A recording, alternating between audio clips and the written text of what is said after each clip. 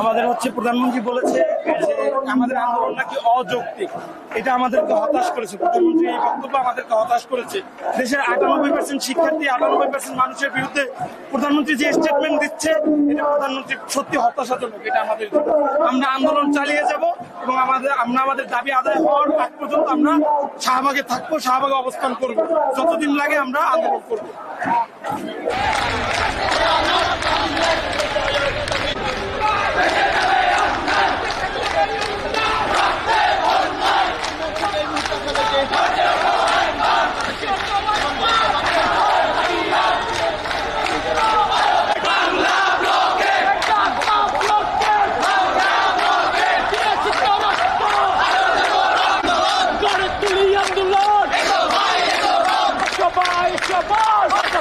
বাংলায় বৈষম্যের ঠাঁই নাই, বায়ান্নের বাংলায় সমাজের অ্যাকশন দিয়েছি তো রক্ত, রক্তের বন্যায়।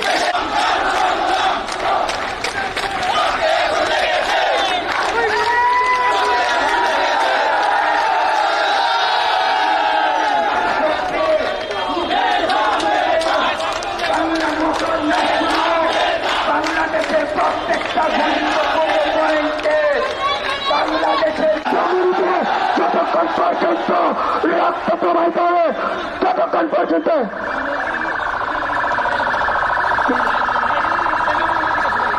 পক্ষ থেকে ব্লকেটে দাঁড়িয়ে গেছেন সকলকে অনুরোধ জানাবো আপনারা আমাদের সর্বাত্মক সহযোগিতা করেন।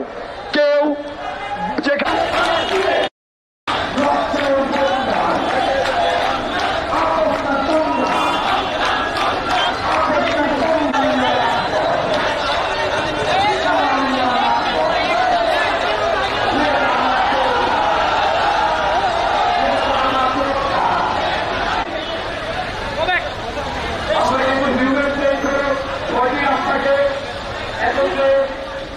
করে দিতে পারি, আপনারা এই বিষয়ে না করে আসলে বাইরে ছয়টি রাস্তাকে বন্ধ করে দেন।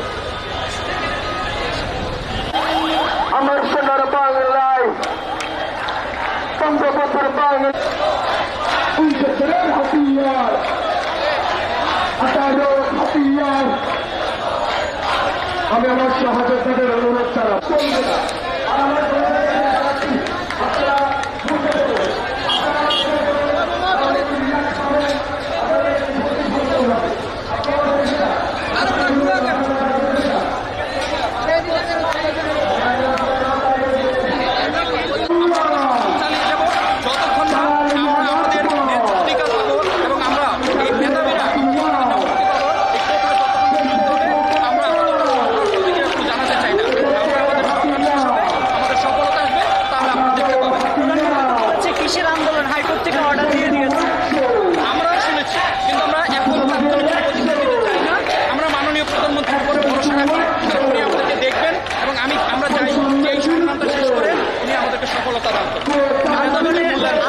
কতটা মাত্রা পেয়েছে আপনি একজন আন্দোলন হিসেবে? আমার মনে হয় আন্দোলন অনেক মাত্রা পেয়েছে। আন্দোলন চালিয়ে যাব যতক্ষণ না আমাদের দাবি আদায় হবে, আন্দোলন চালিয়ে যাব। ধন্যবাদ আপনাকে।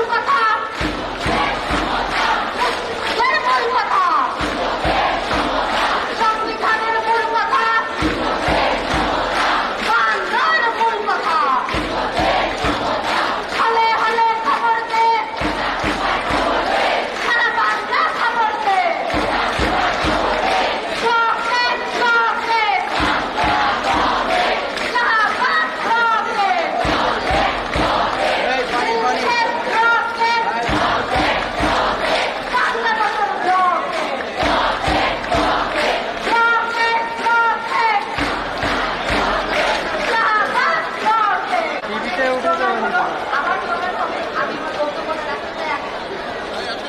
আপনারা, আমি যে কথাটা হচ্ছে শেষ করেছিলাম, আপনারা বারবার জিজ্ঞাসা করছিলেন যে নারী হয়ে আমরা কেন নারী কোটার বিপক্ষে হব। 1972 সালে সরকার একটি বিশেষ প্রজ্ঞাপন জারি করে 30% মুক্তিযোদ্ধা কোটা চালু করে এবং সেই সময় 40% জেলা কোটা ছিল, একই সাথে 10% নারী কোটা ছিল এবং আমাদের তৎকালীন সময় শুধুমাত্র 20% মেধাবীকে নিয়োগ হতো। এটা কিন্তু সত্যি কথা, 1972 সালে এভাবে হয়েছিল। কিন্তু আমরা মনে করি যে 30% যে মুক্তিযোদ্ধারা দেশের জন্য যুদ্ধ করেছিল, একটা যুদ্ধ বিধ্বস্তদের পুনর্গঠনের জন্য সেটা দরকার আছে। কিন্তু 1997 সালে গিয়ে কিভাবে করে তাদের সন্তানদের জন্য সেই একই 30% মুক্তিযোদ্ধার কোটা আবার পুনর্গঠন করা হয়। আবার আজকে স্বাধীনতা 53 বছর পরে এসেও দেখা যাচ্ছে মুক্তিযোদ্ধার নাতি-নাতির জন্য একই 30% মুক্তিযোদ্ধার কোটা বহাল রাখা হয়েছে।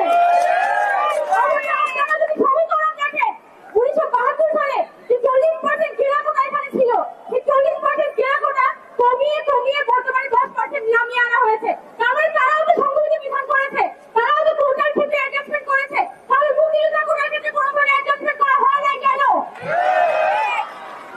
এখান থেকে আমরা বলতে চাই যে সরকার যে তার মানে কোটার কিন্তু বছর বছর দেখা যায় একটা দশকে একটা চেঞ্জ আসে, সেই হিসেবে তো মুক্তিযোদ্ধাদের সন্তান তার পার্সেন্টেজ কমার কথা, কিন্তু সেই পার্সেন্টেজ তো কমে নাই। তাহলে তো ছাত্রদের মধ্যে সন্দেহ তৈরি হয় যে কিভাবে করে যে এই মুক্তিযোদ্ধা কোটার মাধ্যমে তো সাধারণ একটা স্টুডেন্ট যার অধিকার সংরক্ষণ করার কথা, বরং এই কোটার মাধ্যমে মুক্তিযুদ্ধেরই আসলে অপমান করা হচ্ছে এবং ছাত্রদের মধ্যে মুক্তিযুদ্ধের যে সন্তান, তাদের যে নাতি-নাতি, তাদের মধ্যে একটা বিদ্বেষ তৈরি করার একটা পরিকল্পিত প্রচেষ্টা হচ্ছে। এখন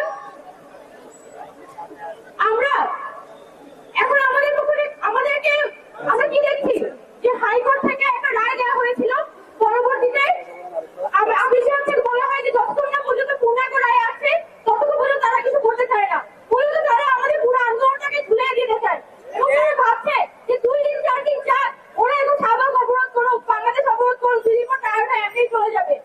আরে সরকার তো জানে না আমাদের পোলাপানের রাতে ঘুম হয় না,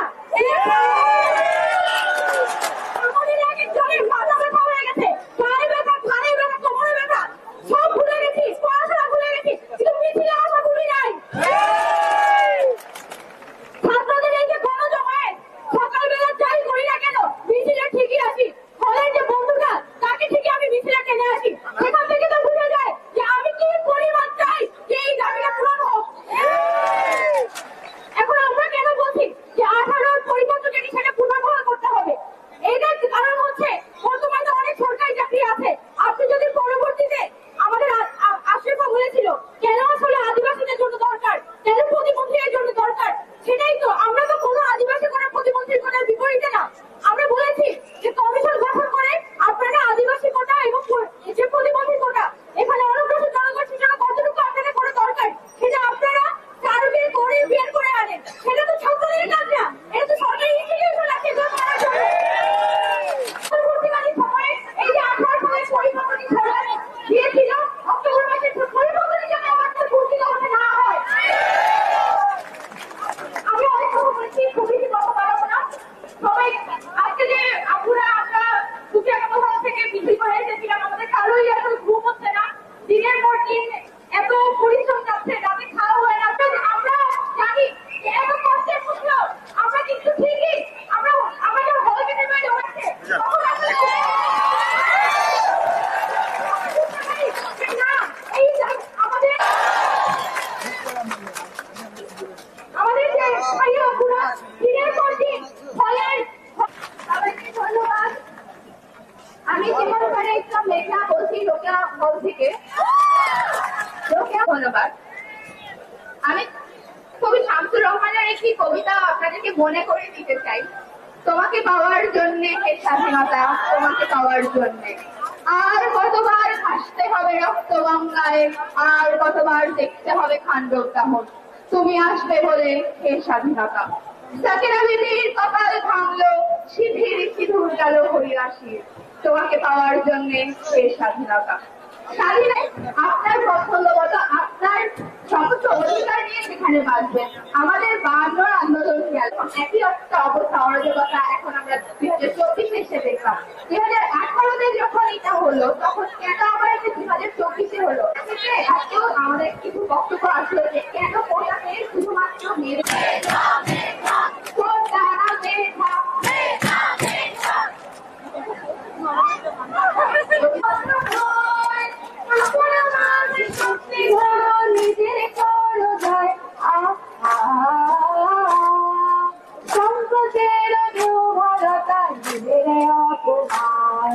সম্পদের কল্পনাতে নামে অমান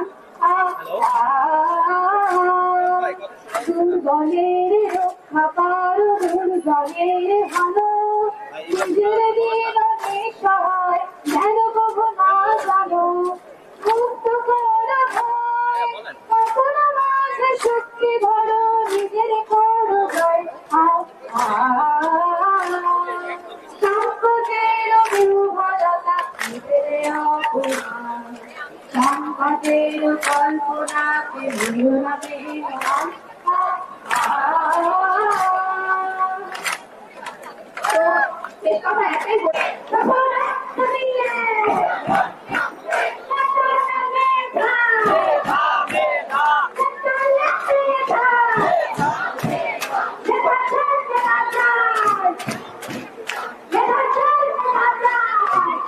আমাদের মেয়েদের আমরা মনে করি না আমাদের বিশেষ কোনো সুযোগ সুবিধা দিয়ে আমাদের চাকরি কিংবা মেধার প্রমাণ করতে হবে।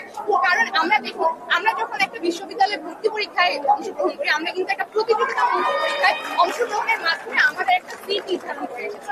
সুতরাং আমরা আমাদের মেধা দিয়ে আবার আমাদের চাকরি হোক কিংবা আমাদের কর্মসংস্থান ব্যবস্থাটা আমরা করে নিতে পারবো, এটুকু আত্মবিশ্বাস আমরা নিজেদের মধ্যে রাখি। সুতরাং এইটাই আমাদের কথা যে আমরা এই মুহূর্তে নারী হিসেবে বলুন কিংবা মুক্তিযুদ্ধদের তৃতীয় প্রজন্মে এসে কোন রকমের সুযোগ সুবিধা নিয়ে এগিয়ে যাবে এবং অন্য একটা সাধারণ জনগোষ্ঠী তার কোনো কোটা নেই বলে সে কোন রকমের তার মেধার প্রমাণের জায়গা পাচ্ছে না, সেটা আমরা সাপোর্ট করি। বলি উদ্ভিদবিজ্ঞান বিভাগ এটা ধরতে হবে না, আপনি বললেন।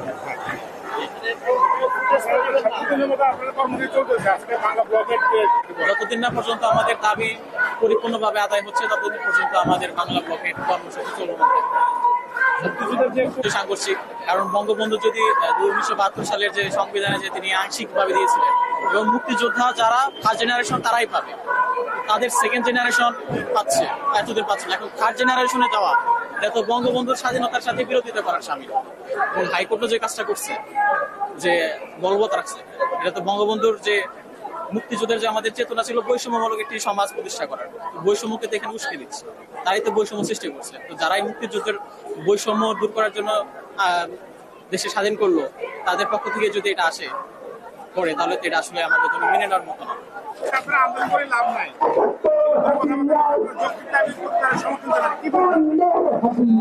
আপনি হয়তো জানা নেই যে আপনার এই 18 যে পূর্ণ মহলের দাবি, এটা এক শ্রেণীর কুচক্র মহলকারী আদালতের ঘাড়ে বন্দুক ধরে মানে আবার এই কুটা চক্রটাকে ফেরাতে চায়, কিন্তু ছাত্র সমাজ সেটা হতে দেবে না। এবং প্রধানমন্ত্রী যেটা বলেছে জানা নেই যে ছাত্র সমাজ কি করতে পারে। একজন সাধারণ রাষ্ট্রে সাধারণ নাগরিকের সাধারণ শিক্ষার্থীদের সকল দরজা যখন বন্ধ হয়ে যায় একটা দরজায় খোলা থাকে, সেটা হচ্ছে রাজপথ। আর এই রাজপথে ছাত্র সমাজ এই বাংলাদেশের জন্ম দিয়েছে এবং 1952 সালে দেখিয়েছে, 66-তে দেখিয়েছে, 71-এ দেখিয়েছে, 2090-এ দেখিয়েছে, 2018 দেখিয়েছে, 24-ও দেখাবে ইনশাআল্লাহ। আন্দোলন করে দাবি পূরণ হবে না এটা যদি ভেবে থাকে তাহলে ভুল ভেবেছে। কারণ আপনারা দেখেছেন ভারতে শিক্ষার্থীরা কি করতে পেরেছে, 71 সালে শিক্ষার্থীরা কি করতে পেরেছে, আপনারা সবাই ইতিহাস জানেন। এবং আমরা আশা করি আমাদের দাবি দেওয়া পূরণ না হওয়া পর্যন্ত আমরা এভাবেই চালিয়ে যাব। সেটা আমাদের পরবর্তী কর্মসূচিগুলো ঘোষণার মাধ্যমে জানিয়ে দেওয়া হবে।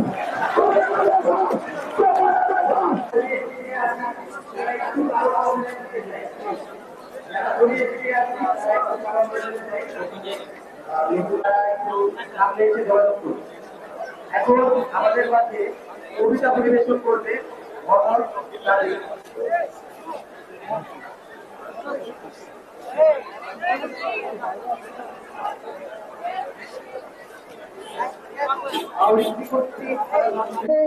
সাজাতে সংসার, কেউ আসে দাঁড়িয়ে বা চালাতে সংসার।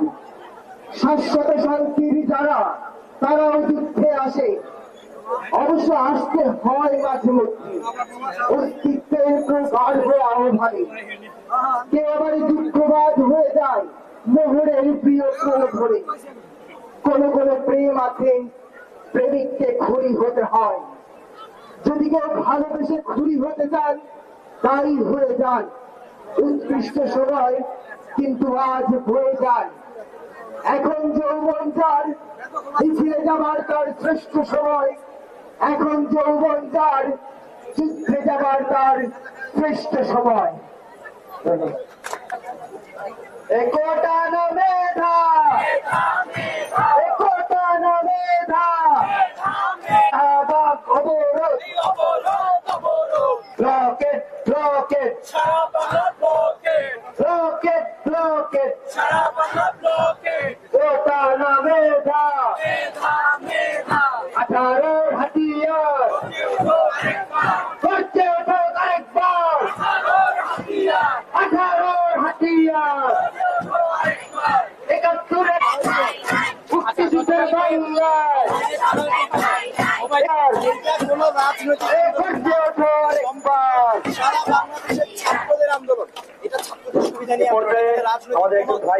ব্যানার আপনি পাবেন না যেখানে রাজনৈতিক কোনো ব্যক্তি কোন সংগঠন এখানে অংশগ্রহণ করেছে। যারা অংশগ্রহণ করেছে আপনার এখানে এই মিছিলে এই সমাবেশে ছাত্রলীগের অনেক স্টুডেন্ট আছে, অন্যান্য বিভিন্ন দলের অনেক। আমার নাম আনন্দ দত্ত। কারণ এটা কোনো রাজনৈতিক একটু দলের আন্দোলন না, এটা আমাদের সবার ছাত্রদের আন্দোলন। আমার কবিতার নাম করে নাই কারা, একজন মুক্তিযোদ্ধার আত্মনাথ। বাকি সব ছাত্র আন্দোলন।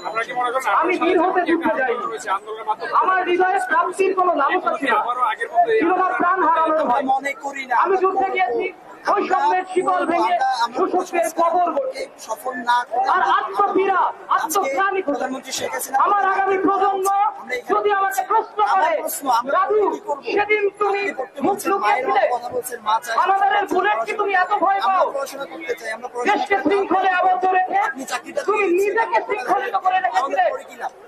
সেদিন যদি আমার জন্ম হতো, আমার মা বোনের তাই তো বঙ্গবন্ধুর ডাকে যুদ্ধে ঝাঁপিয়ে পড়ি। ঘাতকের বুলেট আমার বক্ষ ভেদ করে। আমার উপাধি দিয়েছে বীর মুক্তিযোদ্ধা। আর কি তারা থাকতে পারে? আমার আত্মা পরিতৃপ্ত। কিন্তু বলছো তুমি আমাকে শান্তিতে থাকতে দিও না।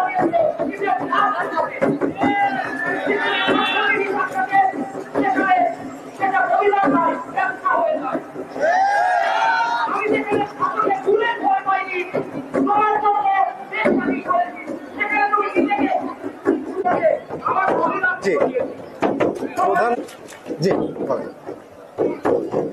হাইকোর্টে যে রায় স্থগিত হয় 4 তারিখে, সেই রায় থেকে এই স্থগিত হওয়ার পেছনেও একটা আমরা জানি যে ছাত্রদের যে আন্দোলনটা হয়েছে, জমাট বেঁধেছে, সেই আন্দোলনটা স্তীমিত করার জন্য এই রায় স্থগিত করা হয়েছে। আপনারা ভেবেছেন যে এই রায় স্থগিত করলে আমরা দমে দেবো, কিন্তু ছাত্ররা কোনোভাবেই অন্যায্য দাবি মেনে নেয় নাই। আর আমাদের দাবি হচ্ছে 18 পরিপত্র পুনর্বহালের দাবি। এই দাবি না আদায় হওয়া পর্যন্ত আমরা রাজপথ ছাড়বো না। এবং আমরা জানি সবসময় ছাত্রদের রাজনীতিকে সবসময় ছাত্র রাজনীতিকে কি করে আমাদের নেতারা যারা আছেন বিভিন্ন এই আন্দোলনকে বিভিন্ন স্টিগমা, বিভিন্ন ট্যাগ দেওয়ার চেষ্টা করছেন, কিন্তু না, এই আন্দোলন হচ্ছে ছাত্র সমাজের আন্দোলন। এই আন্দোলন হচ্ছে সাধারণ শিক্ষার্থীদের আন্দোলন। আপনারা যে 30% মুক্তিযোদ্ধা কোটা দিয়েছেন সেটার মাধ্যমে শিক্ষার্থীদের আপনারা মুক্তিযুদ্ধ থেকে বিমোচন করছেন, মুক্তিযুদ্ধকে তাদের থেকে এই চেতনাটা হাস্যকর ভাবে উপস্থাপন করছেন। এই মুক্তিযুদ্ধের চেতনাটাকে আপনারা এমন ভাবে উপস্থাপন করছেন যে মুক্তিযোদ্ধার সন্তানরা, মুক্তিযোদ্ধার নাতি নাতিরা আমাদের বিদ্বেষের সম্মুখীন হচ্ছেন। কিন্তু আমরা চাই না এটা হোক। আমরা চাই যে একটা সাম্যের সমাজ তৈরি হোক। এই সাম্য সমাজ তৈরি হবে তখনই যখন কোটা আমাদেরকে সংস্কার করে 10%-এর মধ্যে আনা এবং এই সংস্কারের মধ্যে অনগ্রসর জাতি এবং প্রতিবন্ধী কিছুটা নারী কোটা থাকতে পারে এবং এর মধ্যেই আনা 10%-এর মধ্যে নিয়ে আসা 56% কোটা একটা দেশে, একটা গণতান্ত্রিক দেশে কোনোভাবেই থাকতে পারে না।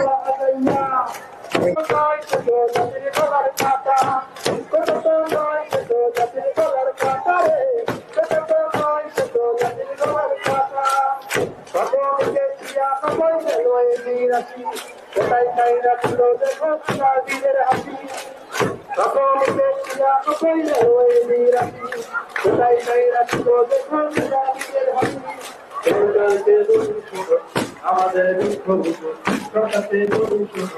আমাদের দুঃখ রইলে কষ্ট সমাজ করবে না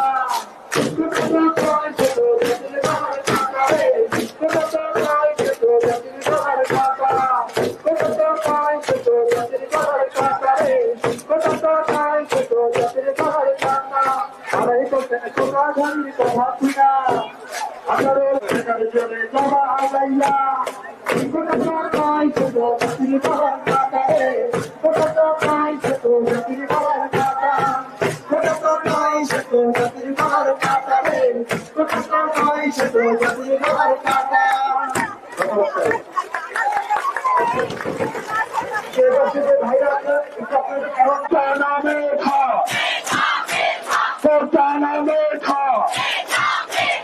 আপোষটা সংগ্রাম দালালিরা রাজপথ আপোষটা সংগ্রাম দালালিরা রাজপথ সর্বৃষ্টি আধার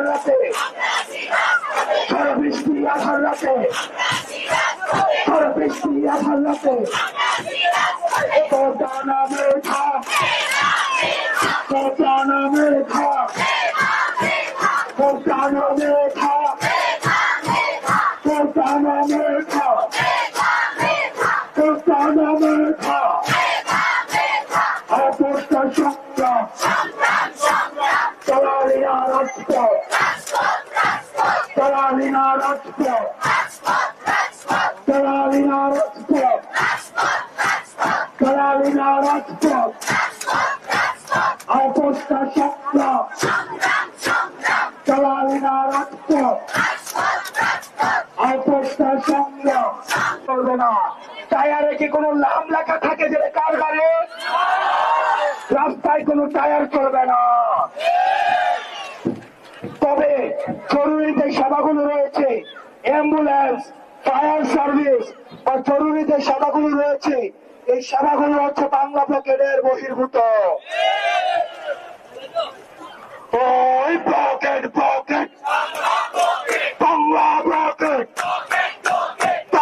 ব্লকেট তেতুলিয়া ব্লকেট রূপসা ব্লকেট পাথরিয়া ব্লকেট ব্লকেট ব্লকেট।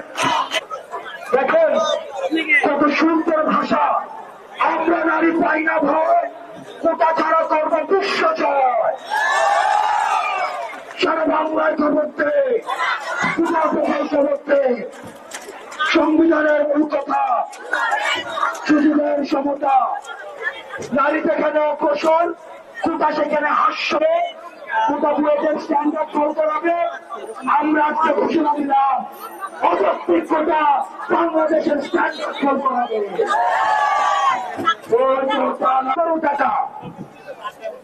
আমার যে সহযোদ্ধরা এখানে রয়েছে, আমাদের তাও টাকা পয়সা নাই এবং শোনা যায় আমাদের নাকি 500 কোটি টাকা দেওয়া হয়েছে।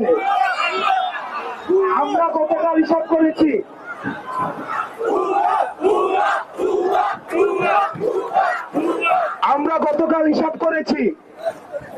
100 কোটি টাকা যদি আমরা আন্দোলনে যারা আসে প্রত্যেকে যদি আমরা 10,000 হিসাব করেছি, প্রত্যেকে 5 লাখ টাকা করে পাবো।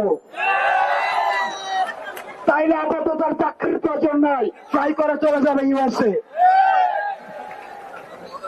যারা আমাদের বিরুদ্ধে অপপ্রচার করছে, আমরা স্পষ্ট ভাষায় বলতে চাই, আপনারা বাংলাদেশের বিরুদ্ধে, আপনারা স্মার্ট বাংলাদেশের বিরুদ্ধে, আপনারা প্রধানমন্ত্রী স্বপ্নের বিরুদ্ধে, আপনারা উন্নত বাংলাদেশের বিরুদ্ধে, আপনারা মেধাভিত্তিক বাংলাদেশের বিরুদ্ধে, আপনারা কৃষকের বিরুদ্ধে, আপনারা শ্রমিকের বিরুদ্ধে, আপনারা রাজপথের বিরুদ্ধে, আপনারা পা চাটতে চাটতে আপনারা বুঝে গিয়েছেন বাচ্চাটা ছাড়া আপনার কোনো ভবিষ্যৎ নাই। আমরা বিশ্বাস করি যতদিন পর্যন্ত আমাদের হাতে আছে দেশ, ততদিন পর্যন্ত পথ হারাবে না বাংলাদেশ। ওই কথা নামে ধান।